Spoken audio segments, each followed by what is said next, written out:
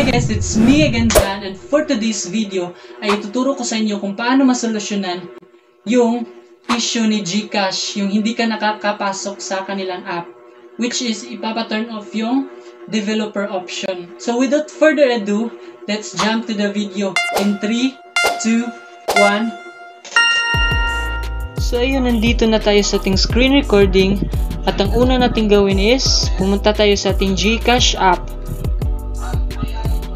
Ayan, hintayin lang natin.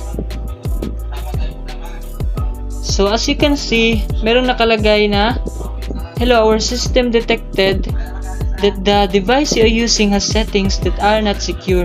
Para magamit, pumunta sa settings at i-turn off pareho ang developer option at unknown source settings. So, yung gagawin natin is i-off natin yung developer option.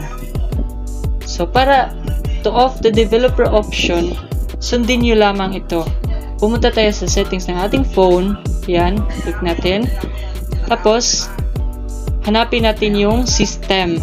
So, yung system, na-scrollan tayo, nasa baba yung system. Ayan, click natin. So, nakikita natin yung developer option. Tapos, click natin ulit, developer option.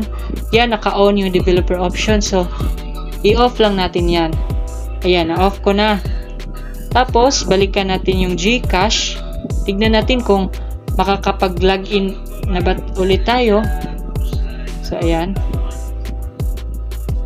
So, yeah. Successful, guys. Nakakapag-login tayo. Wala nang nakalagay na ganun.